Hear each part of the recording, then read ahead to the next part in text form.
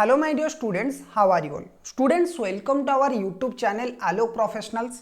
Students, अभी तक हमने कॉस्ट अकाउंटिंग का सिर्फ 3 ही क्लास किया है. ओके, पहले क्लास में हम लोगों ने डिस्कस किया था कि कॉस्ट क्या होता है, कॉस्ट अकाउंटिंग क्या होता है, cost accountancy, costing, cost accounting में क्या डिफरेंस है.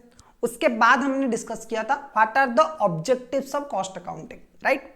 ओके, उसके बाद दूसरे क्लास में हम लोगों ने बात किया था what are the scopes of cost accounting. फिर हमने बात किया what are the essential characteristics of a good cost accounting system. So ये जो है आज का क्लास हमारा चौथा क्लास होने वाला है और आज के क्लास में हम लोग डिस्कस करेंगे what are the factors that affect while installing a cost accounting system in an organisation. Okay, और installation of a cost accounting system. जब आप एक कंपनी में कॉस्ट अकाउंटिंग सिस्टम, कंपनी हो या फिर कोई भी इंडस्ट्री हो, कोई भी ऑर्गेनाइजेशन हो, आप उसमें एक कॉस्ट अकाउंटिंग सिस्टम इंस्टॉल करते हो, अडॉप्ट करते हो, तो उस टाइम पे कौन कौन से ऐसे फैक्टर्स है जो अफेक्ट करते हैं आपके डिसीजन को. Okay, what are the factors. अब क्वेश्चन अगर आपके एग्जाम में आएगा what are the factors that affect for installation of a cost accounting system, or what are the factors that influence while you are selecting a cost accounting system for an organization. तो इसका answer आपको ये लिखना है, right. बिल्कुल sir. सो क्या क्या वो सिस्टम्स होने वाले, क्या क्या वो पॉइंट्स होने वाले, पूरा डिटेल में हम लोग डिस्कस करेंगे इस वीडियो में. तो वीडियो स्टार्ट करते हैं. So before setting up A cost accounting system, the following the factors mentioned below should be studied. यानी कि कोई भी कॉस्ट अकाउंटिंग सिस्टम किसी भी ऑर्गेनाइजेशन में आप सेटिंग करने से पहले आपको ये सारे जो फैक्टर्स है इन्हें देखना पड़ेगा. ओके, इसमें नंबर 1 पे क्या आता है सर? ऑब्जेक्टिव. भाई जो आप मेंशन कर रहे हो, जो आप इंस्टॉल कर रहे हो cost accounting system, what is the objective behind the installation. आप वो कॉस्ट अकाउंटिंग सिस्टम क्यों इंस्टॉल करना चाहते हो, क्या वजह है कि आप वो कॉस्ट अकाउंटिंग सिस्टम आपकी कंपनी में इंस्टॉल करना चाहते हो. क्या आपको कॉस्ट कंट्रोल करना है, क्या आपको कॉस्ट एस्टिमेट करना है. डिपेंडिंग अपॉन द ऑब्जेक्टिव आपका सिस्टम उसी हिसाब से डिजाइन होगा. Okay, the objective of setting of costing system, the objective of setting of costing system, for example whether it is being introduced for fixing price और for establishing a system of cost control.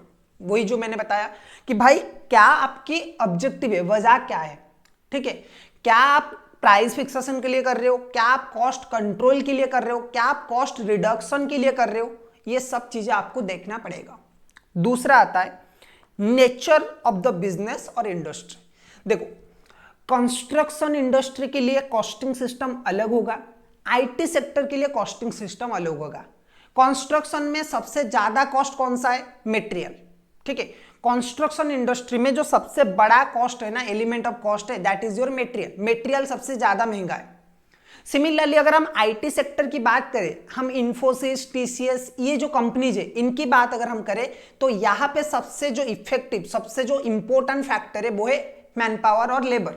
ठीक है, labour जो है वो सबसे ज्यादा costing है. ठीक है, कंस्ट्रक्शन में मटेरियल है.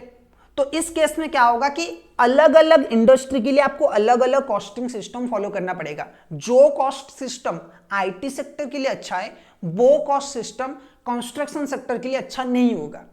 ठीक है, so the industry in which the business is operating, every business और industry has its own uniqueness and objectives. according to its cost information requirement, cost accounting methods are followed. देखो, before selecting a cost accounting system for an organisation, आपको जो सबसे ज्यादा important चीज ध्यान देना है वो है नेचर ऑफ द बिजनेस. पहला है ऑब्जेक्टिव, भाई क्यों कर रहे, और दूसरा आपको देखना है कि भाई किसके लिए कर रहे. पहले तो हमें यह पता करना है कि क्यों कर रहे, क्या वजह है हमारा. क्या हम प्राइस फिक्सेशन करना चाहते हैं, क्या हम कॉस्ट को कंट्रोल करना चाहते हैं, क्या हम कॉस्ट को रिड्यूस करना चाहते हैं, ये वजह है हमारा. या फिर तो आपको यह देखना पड़ेगा कि भाई नेचर ऑफ द इंडस्ट्री क्या है. जिस भी पर्सन की, जिस भी कंपनी के लिए आप काम कर रहे हो ना, जिस भी कंपनी में आप कॉस्टिंग सिस्टम इंस्टॉल करना चाहते हो, वो कंपनी कौन से सेक्टर में ऑपरेट करता है, उस सेक्टर में क्या क्या कॉस्ट है, क्या क्या इंफॉर्मेशन प्रोवाइड करना चाहिए, कॉस्टिंग सिस्टम कौन सा सिस्टम उस इंडस्ट्री में इफेक्टिव होगा, वो आपको देखना है। उसके बाद देखना है आपको ऑर्गेनाइजेशनल हियरार्की। अब ये ऑर्गेनाइजेशनल हियरार्की सर है क्या, देखो costing system should be fulfil the information requirement of the different levels of management. आपको पता है कि लेवल्स ऑफ मैनेजमेंट बेसिकली 3 ही होते हैं, top level, medium level and lower level management. Top level management में जो सीईओ, सीएफओ, एमडी ऐसे जो एम्प्लॉइज होते हैं वो रहते हैं। CEO, CFO, MD, VP, vice president, president, ये टाइप के जो लोग होते हैं ना कंपनी में, की मैनेजरियल जो पर्सनल होते हैं वो टॉप मैनेजमेंट में रहते हैं, जो सारा का सारा बिजनेस को कंट्रोल करते हैं। ठीक है। मिडिल लेवल मैनेजमेंट में क्या होता है, जैसे मैनेजर हो गए, पर्सनल मैनेजर, प्रोजेक्ट मैनेजर हो गए, जनरल मैनेजर हो गए, ये जो होते हैं लोग ये रहते हैं मिडिल मैनेजमेंट में। एंड एक रहते लोअर मैनेजमेंट में। लोअर मैनेजमेंट में कौन रहते हैं, जैसे हमारे जैसे क्लरिकल स्टाफ्स, ओके, हमारे जितने भी क्लरिकल स्टाफ्स है या फिर आपके जितने भी लोअर लेवल मैनुअल लेबर हो गए या फिर अदर जो क्लरिकल पोस्ट में जो लोग काम करते वो लोग रहते। ठीक है।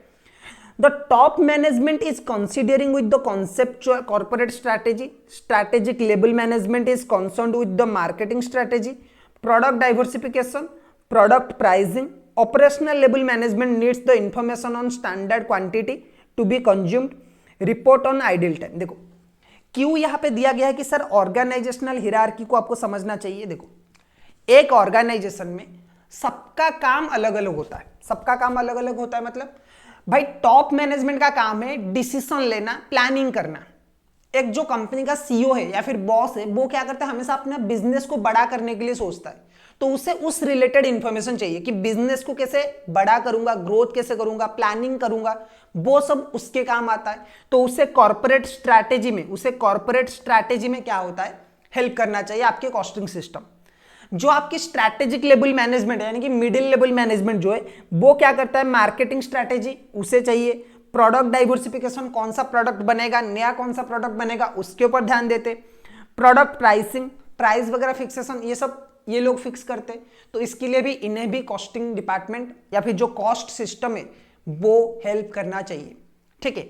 बाद में बच्चे जो प्रोडक्शन लेवल में होते, जो लोअर लेवल मैनेजमेंट में होते, उन्हें चाहिए स्टैंडर्ड क्वांटिटी कि भाई कैसे कितने रेशियो में हमें प्रोडक्ट बनाना है, report of the idle time कितना होता है, ये सब कितना प्रोडक्ट में रॉ मटेरियल कंज्यूम हो रहा है, वो सब उन्हें कैलकुलेशन करना है। तो जो top middle and bottom level management है, सारे के सारे मैनेजमेंट, सारे के सारे लेवल्स के रिक्वायरमेंट्स को फुलफिल करना चाहिए कॉस्ट अकाउंटिंग सिस्टम। ठीक है। तो तीनों पॉइंट हमने अभी तक डिस्कस किया है। एक है ऑब्जेक्टिव, सिलेक्ट करने से पहले आपको यह चेक करना चाहिए कि भाई क्यों सिलेक्ट कर रहे हो।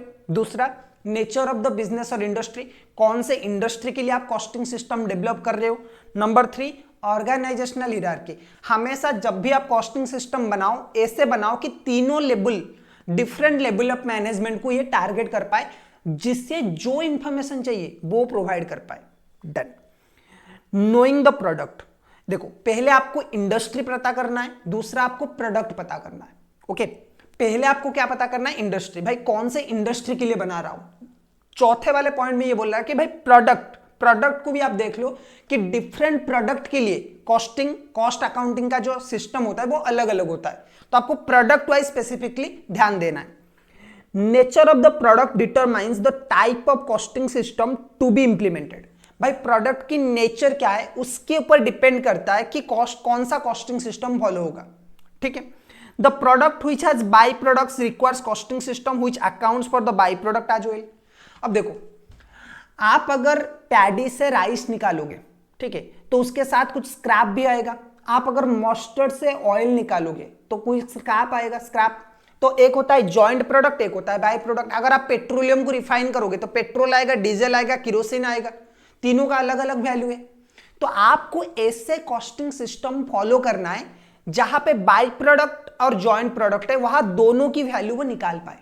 जहां पे सिंगल प्रोडक्ट है उसके लिए अलग होगा, जहां पे जॉइंट प्रोडक्ट उसके लिए अलग होगा।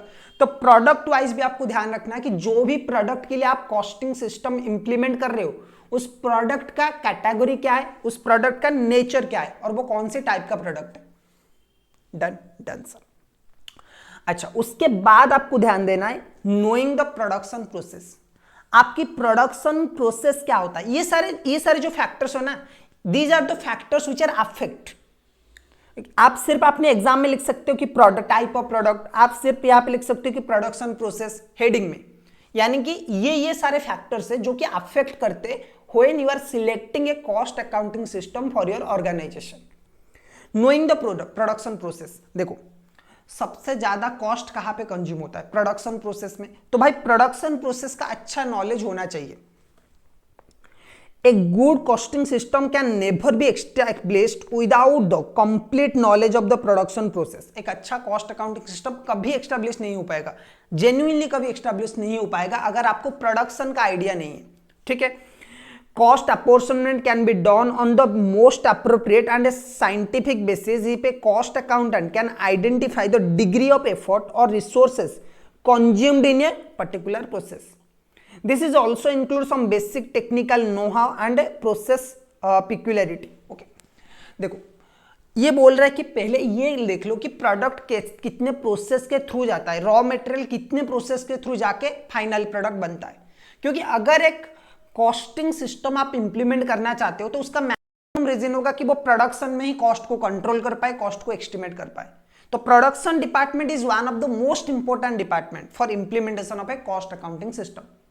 सो उस हिसाब से आपको क्या करना है कि प्रोडक्शन प्रोसेस को आइडेंटिफाई करना है कि प्रोडक्शन प्रोसेस कैसा है, कितने स्टेजेस है उसका, और क्या क्या प्रोसेस से प्रोडक्ट जाता है।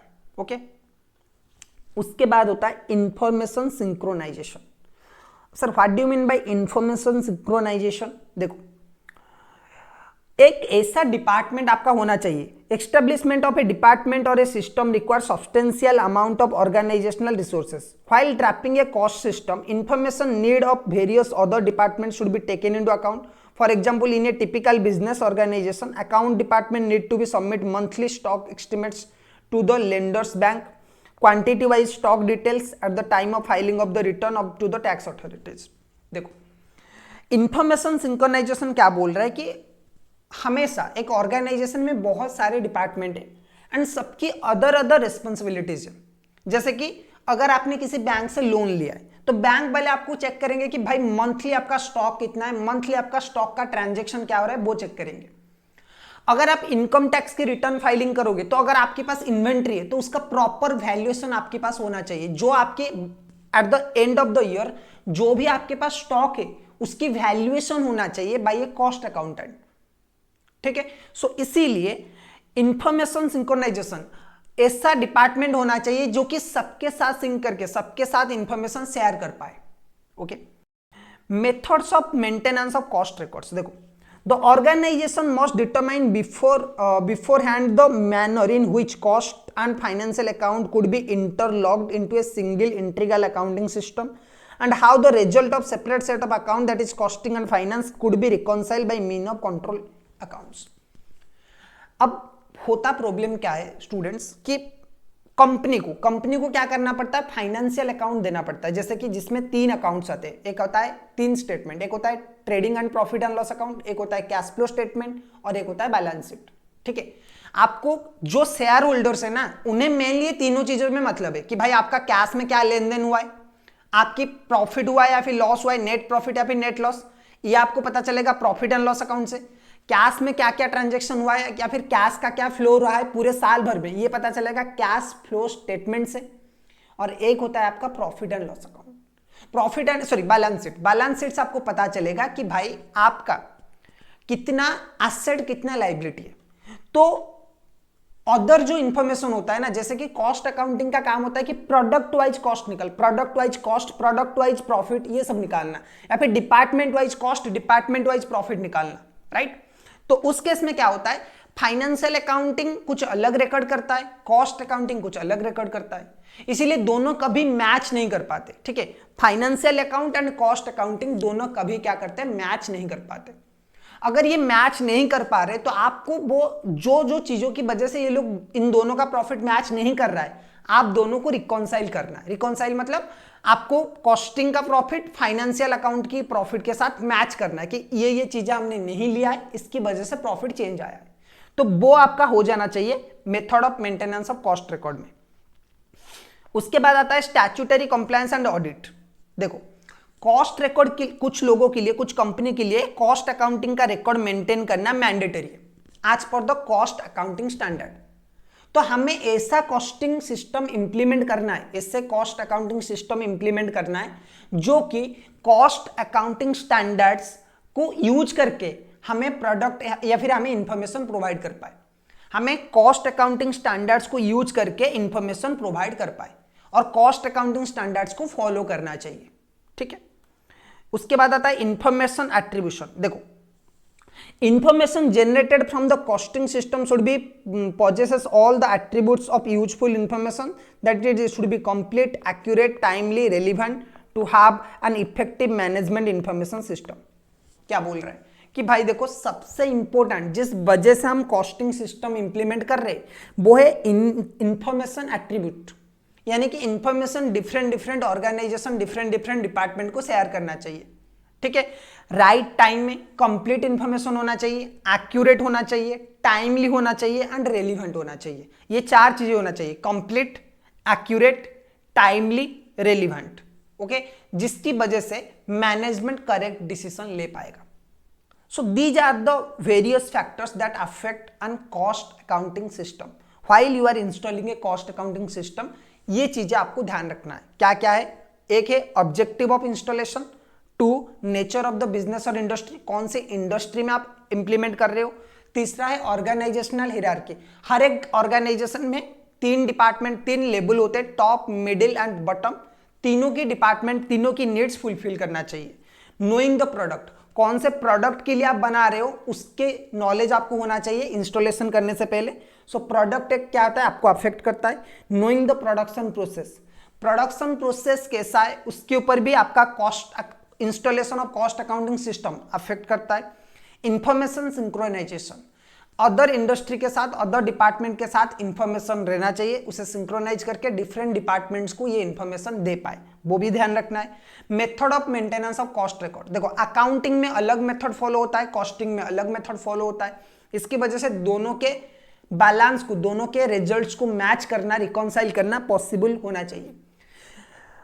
उसके बाद आता है statutory compliances, statutory record. Statutory compliances का मतलब है कि गवर्नमेंट के थ्रू, गवर्नमेंट को जो भी चाहिए या फिर जो अथॉरिटीज है, जो कि गवर्नमेंट अथॉरिटीज है जिन्हें ऑडिट रिपोर्ट चाहिए, वो टाइमली प्रोवाइड करना चाहिए। और लास्ट में कि information complete, accurate, timely, relevant information हमें प्रोवाइड करना चाहिए। अगर एग्जाम में स्टूडेंट्स ये क्वेश्चन आता है तो आप आराम से लिख सकते हो। आ जाता है कभी कभी question, what are the factors affected while selecting an cost accounting system। Okay, so अगर ये आता है, आई थिंक आपको अच्छे से लिखना आएगा। हमेशा एक चीज आपको ध्यान रखना है that you are writing the keywords, जो इंपॉर्टेंट वर्ड्स है ना, आपको अपनी कॉपी में वो इंपॉर्टेंट वर्ड्स ऐड करना है। अगर आप एक बार वो इंपॉर्टेंट वर्ड्स को ऐड करना स्टार्ट कर लोगे तो कोई भी एग्जामिनर आपको अच्छा मार्क देगा। ठीक है, सो आज की क्लास में बस इतना ही। अगर आपको क्लास अच्छा लगा है तो लाइक कर लीजिए। ठीक है, अभी तक अगर चैनल को आपने सब्सक्राइब नहीं किया है तो कर लीजिए जल्दी। ठीक है, क्योंकि यहाँ पे हम बीकॉम स्टूडेंट्स के लिए बहुत ही हाई लेवल के कंटेंट्स बनाते हैं जो आपको फ्यूचर में बहुत ज़्यादा हेल्प करने वाले। राइट, सो आज के वीडियो में बस इतना ही। हम मिलेंगे नेक्स्ट वीडियो में जहाँ पे हम लोग बात करेंगे what are the difference between financial accounting and cost accounting. Right, ठीक है, till then take care, bye bye.